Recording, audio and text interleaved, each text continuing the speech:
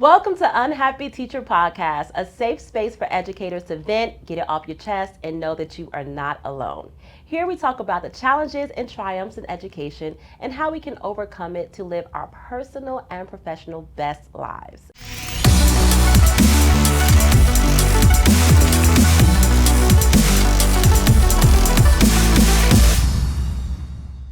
Today we have here a wonderful, incredible, versatile guest, Miss Tarjatta Rose Waters.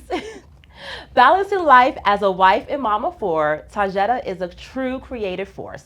You might know her as Princess T from her popular YouTube channel, Royal Storytime Theater with Princess T, where she enchants kids with her story time, her storybook readings. She's also an adventure vlogger, I should say, exploring Atlanta's best family-friendly spots and sharing her experiences with her growing audience. But that's not all. She's also an accomplished actress, director, photographer, also known for her top-tier Airbnb, right? Airbnb and Turo properties. She is a wonderful entrepreneur.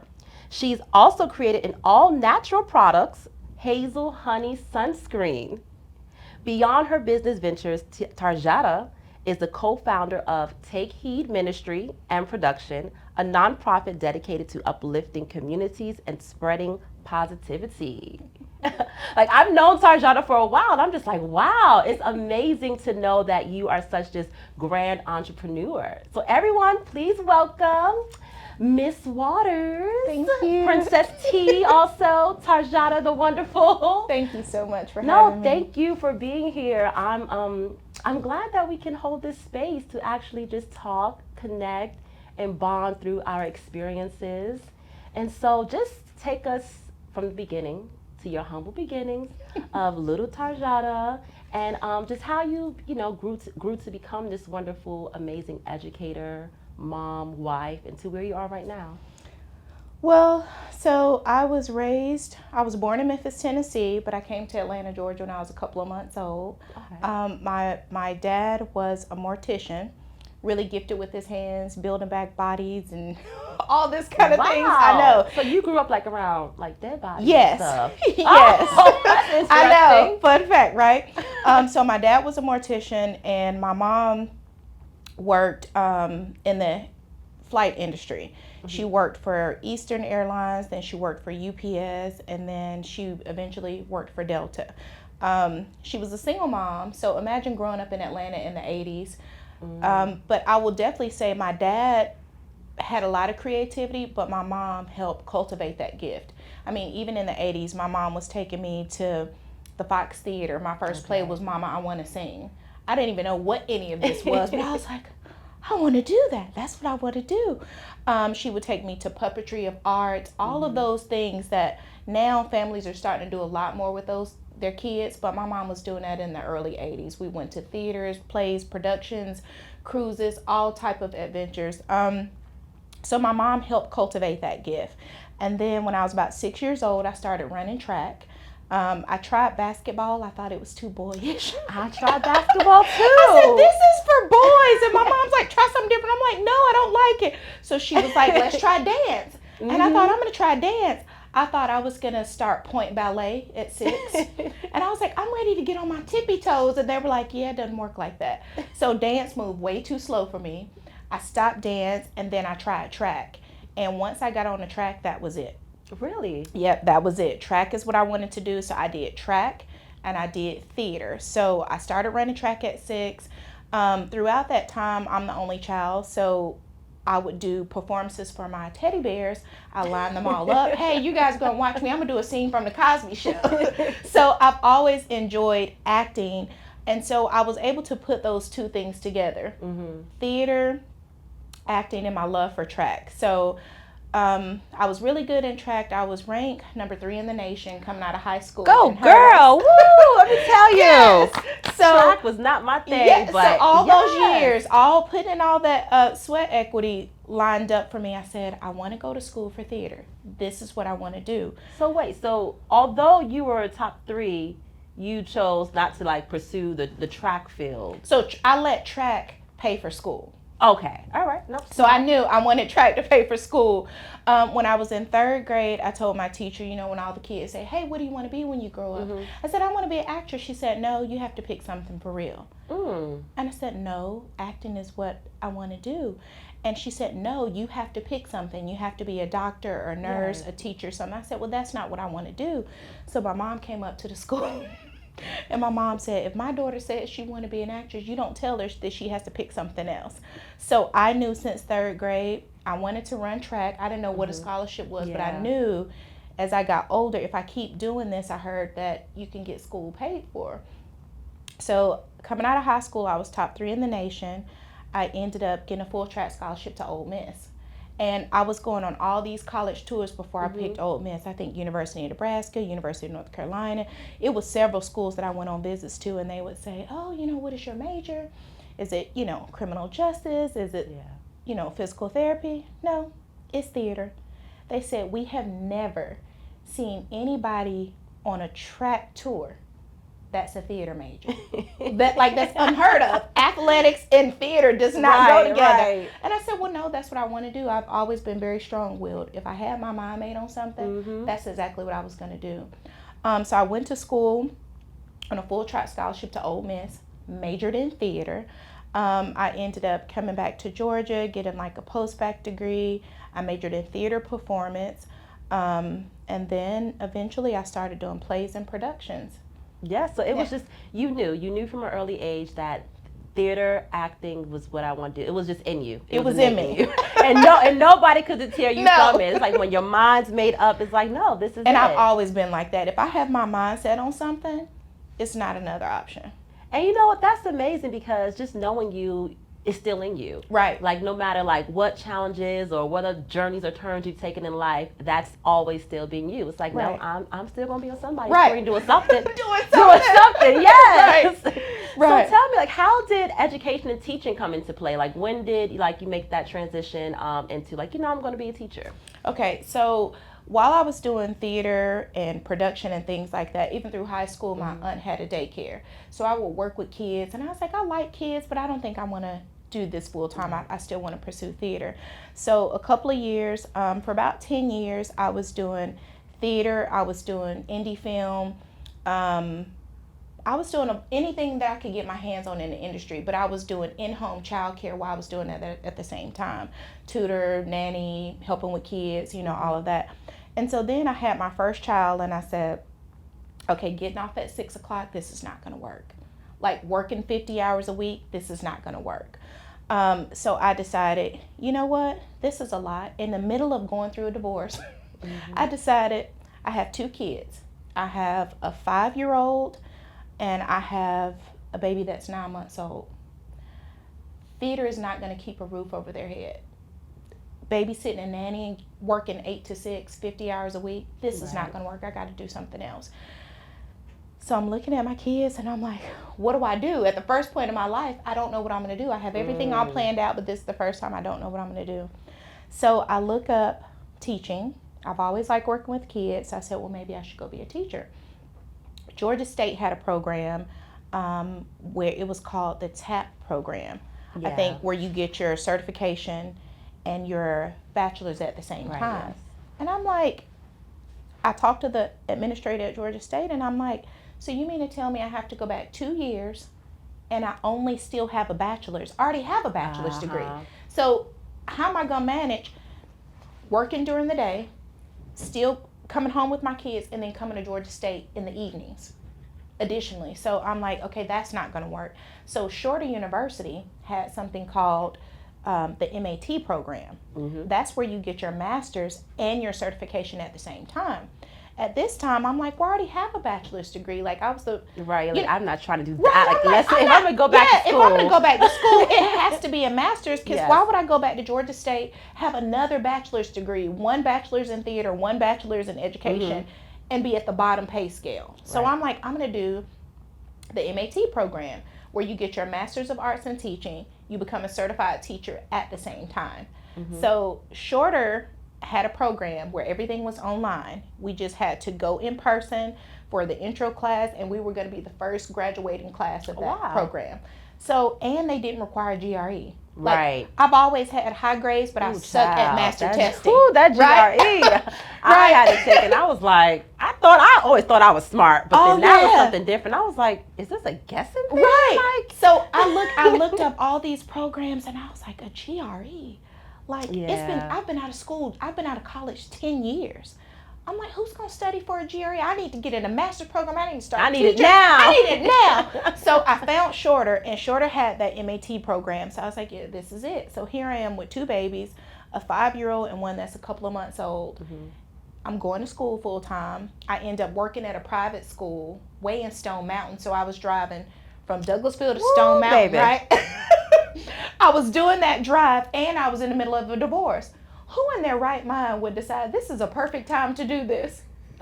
Listen, that's when you know it wasn't even you moving. It wasn't Right. even you moving the powers, because if you left it up to you alone, you probably would have like, I'm done. I Right. quit. I'm gonna stop here. But I mean, you clearly had some other forces pushing Right. you, holding you up. I know it because was nothing that's but a God. lot. It That's was a a lot. lot. So I had these two babies, and I'm trying to figure out. I'm navigating life as a new single mom. I'm navigating life. I don't even. I can't even do my passion right now because I'm in survival mode. I'm in Yes. survival mode. So I was working at this private school, making this drive an hour each way.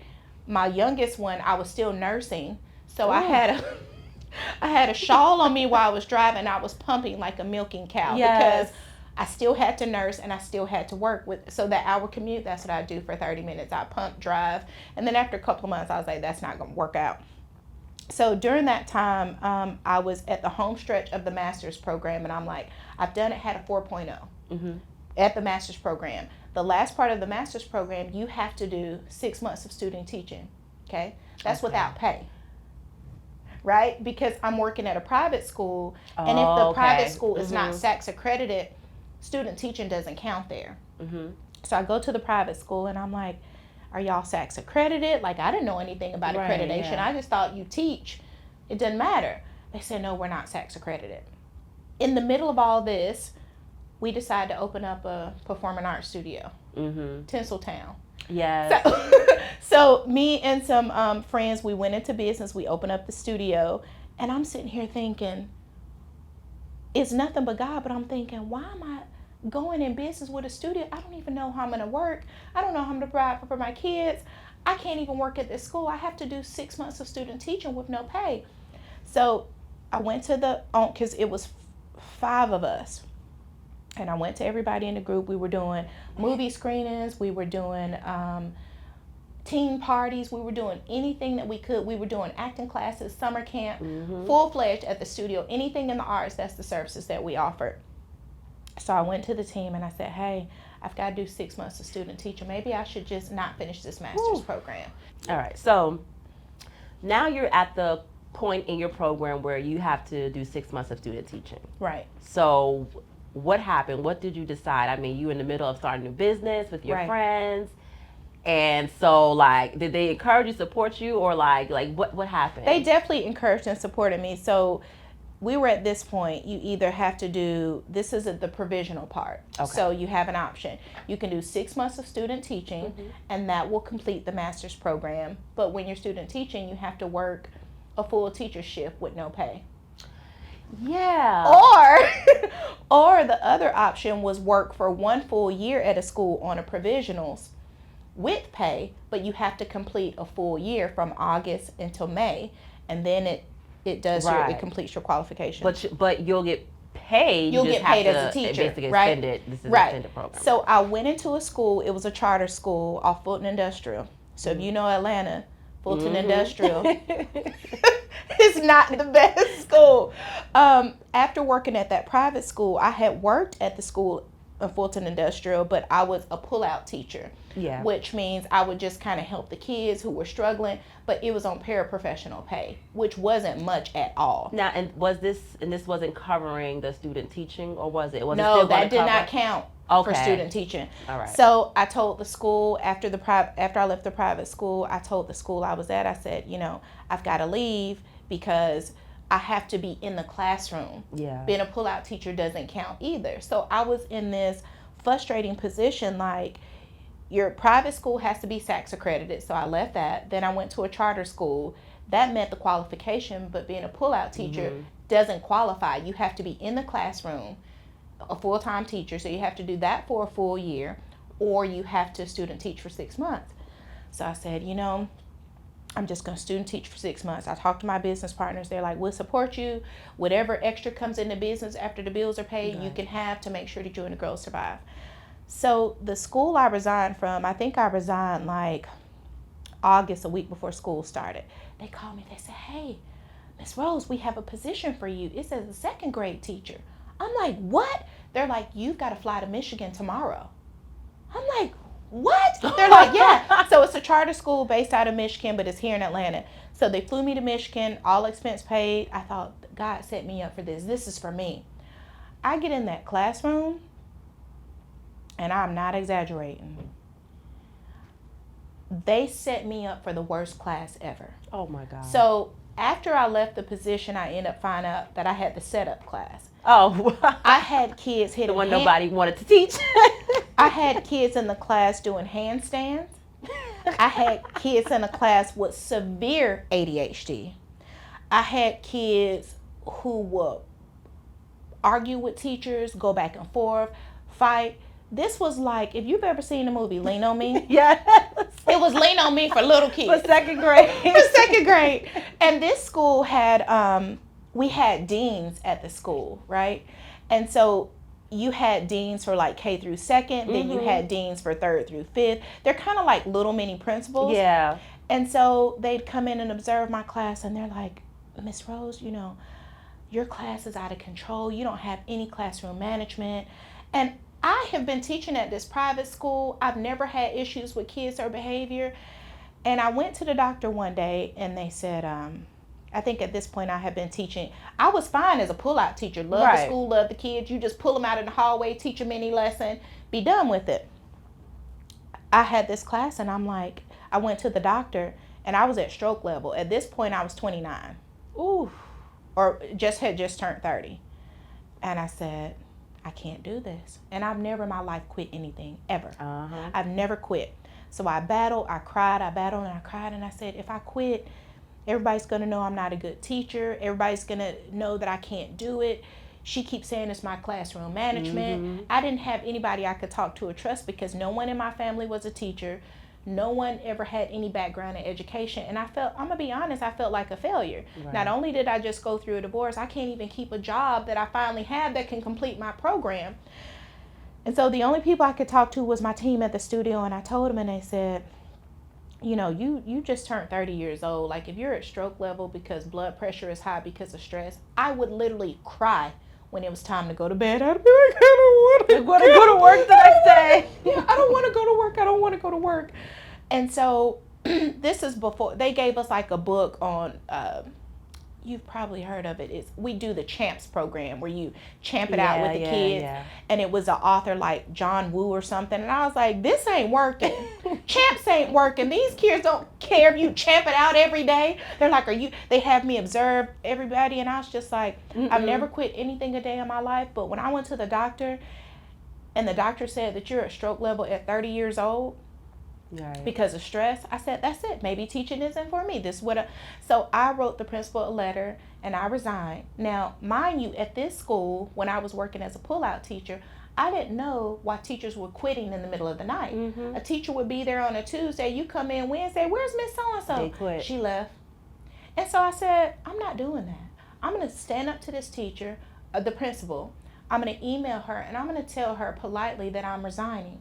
So I sent her a letter and I resigned, and she was just like, okay, I mean, if that's what you want to do. And I said, yeah. I said, my health is a concern. I have little kids. I'm in the middle of a master's program. The kids are doing handstand. It's your classroom management. I said, okay, fine. I'm done. Okay, well, let me sympathize with you a little bit or understand that I know that this class that I gave you, but no, it was strictly...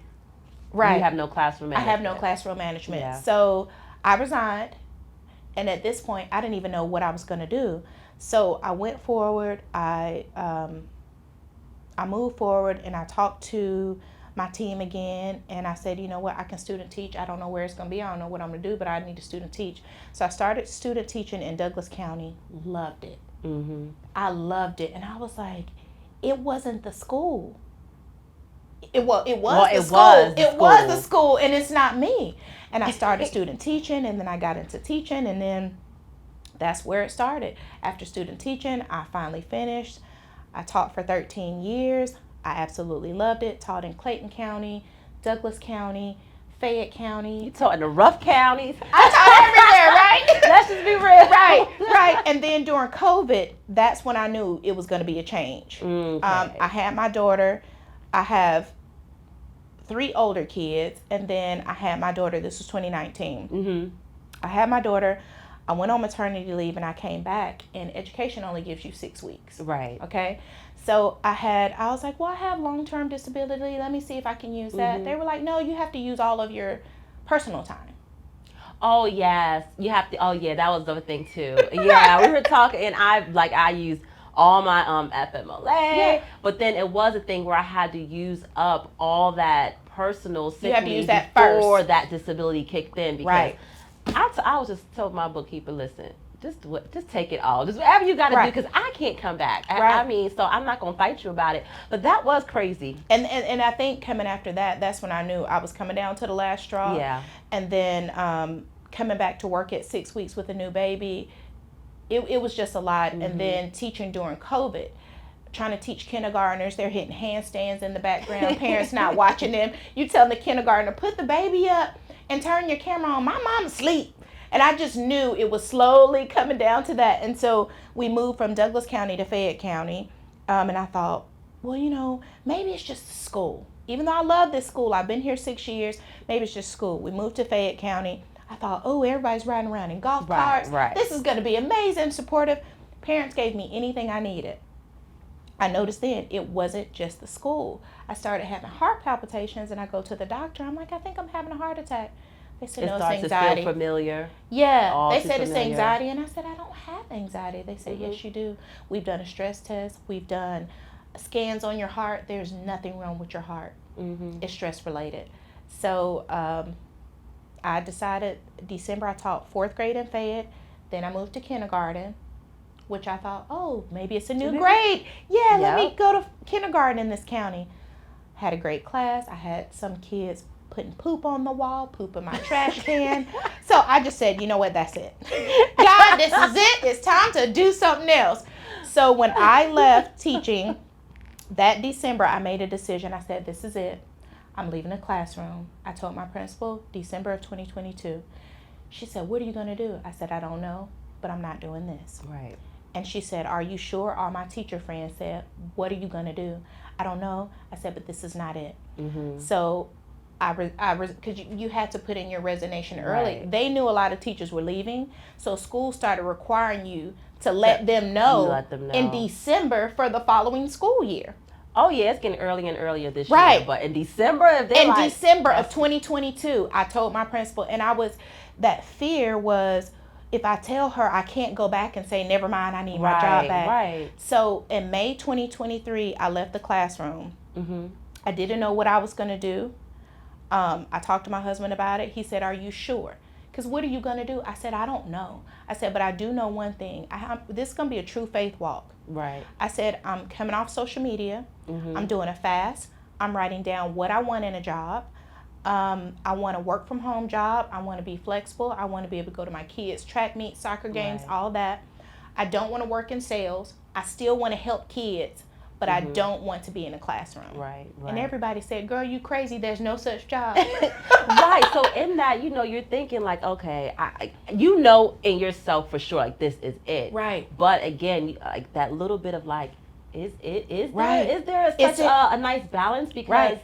the world is hard. People are like, but every job is going to be stressful. Every job Everywhere is- you got to work. Yeah. So that Christmas, December 2022, when I resigned, when I put in my resignation, but I had to finish until May 2023. I went in my dining room and I said, this is going to be my work from home office. The kids said, Mom, what are you doing? I sold our dining room table. I sold the chairs. I sold everything. I said, this is going to be my work from home office. No one understood what I was doing. My husband said, if this is what you want to do, I support you. I don't know what you're going to do. I made my office a work from home office. Right. I didn't even have a job yet. Right. So in May 2023, it was my last day teaching. I wrote down in my prayer book what I wanted: the work from home job, flexible schedule, no high powered sales, and I still wanted to help kids. That was May 2023.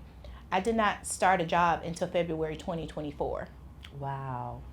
And during that time, I was on a prayer. I was on a fast, God. I know you would not bring me here and leave me. I know you would not bring me here and leave me. I got calls. I took all education off my resume. Here I am with a master's degree, can't even get a job. Applied for over 100 jobs.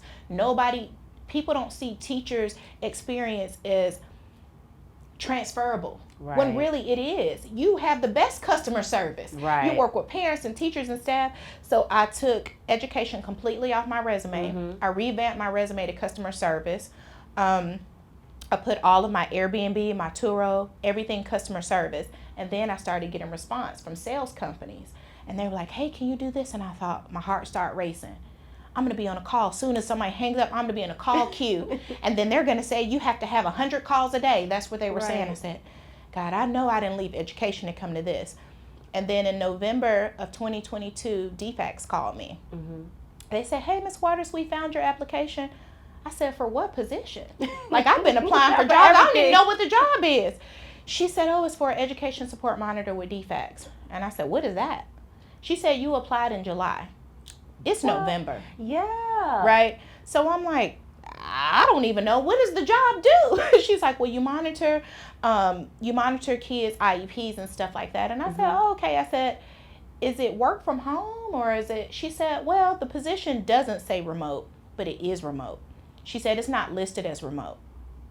I was like, what? I said, well, what are the hours? She said, well, you work 8 to 5, you work from home. If you want to, work your schedule, if you want to work a little bit earlier. But, it's 8 to 5 and it's remote. And I thought, okay. So she interviewed me right there. I said, okay, pray about it. At this point, I don't even care. God put me where I need to be. And she called me 2 weeks later. I did a final interview, and then I started February 2024. And I love it because I work from home. I help kids. I enroll foster kids. I still can audition. Right. I'm in my office on my lunch break. I have a blue screen in there. So if I need to audition, now it was hard not having summers off. But when you work for the government, you earn so much time every pay period. I think it's like you earn like 5 hours of sick, 5 hours of personal every 2 weeks. Yeah. So if I'm doing a film or if I'm shooting a commercial, I just take off. Look at that. Like, let's just pause for a moment. Let's pause, and first off, just take a deep breath and hold space for yourself from all that you have come through, all of that, right, to where you are now. Like, you literally manifested what you wanted. Right. You knew it did not feel right in your body. You didn't know what was going to be, right, but you knew, like, okay, look, I ain't about to go out like this. I'm not about to die yet like this from that stress. Right. And you manifested where you are right now. Right. And still being an actress at that right, core, still helping kids at that core, still being an entrepreneur at that core. And do you feel now, like, being out of the classroom, have you had like a lot more creativity to be able to, do your ministry that you're doing, to, right, work on your sunscreen, do you still do your story times? Like, do you feel like this is more pleasurable now? Like, okay. It is. Because I think the thing is, like, when you have a passion for helping, that never leaves. Most teachers, of course, we don't get into it for the money. We get into it for a passion of helping. And if you have that helping spirit, you still want to help. But most teachers are creative in a different way. There's so many teachers that have dreams and visions and hopes. But when you have Monday blues, when it's Sunday and you know that Monday, you don't know what kid's going to be falling out, screaming, shouting. Right. Now you even have to add in school shootings with the regular anxiety that you have. I don't have Monday blues anymore. On Sunday, I may go look at my calendar and be like, oh, I have no meetings today, or I have one meeting with pajama pants on and, and maybe a dressy top, and I have a meeting for maybe 30 minutes. Some weeks I have 2 meetings that week, and then in between there, I just do all of my work, check kids' IEPs, call schools to make sure that kids are having their meetings and things like that. If I have an audition and I need to take off on a Tuesday or a Wednesday, there's no sub plans. I just take off on a Tuesday or Wednesday, so it has given me the space. I am able to create. I create the sunscreen in my kitchen. I do the Princess Tea videos where I read the books on YouTube. And then I've made it to the point, like in acting, I prefer to only do commercial work. That was my goal. I wrote it down this year. I want to get in commercials. I like it more than film because I can do one day. Right. I can make sometimes the same pay. One day, I still have my job. I still have a base pay. We still can pay mortgage. Right. And still enjoy what I'm doing at the same time. So it's definitely given me a lot of freedom. And no more Sunday scaries. No more Sunday scaries. Ooh, child, do I still know about that? Yes. Right. Got some right now. Right. But let me ask you, if you could just think about where you are right now in your life, what would this chapter in your life be called? I call this chapter faith. And I call it faith, and I'm living in it. When they say walk by faith and not by sight, there was so many times I couldn't see, like, what am I going to do? Did I make the right choice? Am I doing the right thing? But sometimes you just have to close your eyes and put in that faith walk and say, it's not what I can see. I'm taking this faith. God knows my heart. I'm going to put it out. I'm going to write it. I'm going to manifest it, and I'm going to move forward in there. So I call this season faith. Faith walk. I hear that. I hear that. And your story, you know, is a testimonial. Your life is a testimony for other teachers who, you know, maybe right now sitting in that, I think I'm ready to leave the classroom, but what am I going to do? What am I going to do? Do you have like any advice or suggestions or tips you can offer? I think the main thing is you have to trust yourself. You have to trust your skill. You're going to have to redo your resume.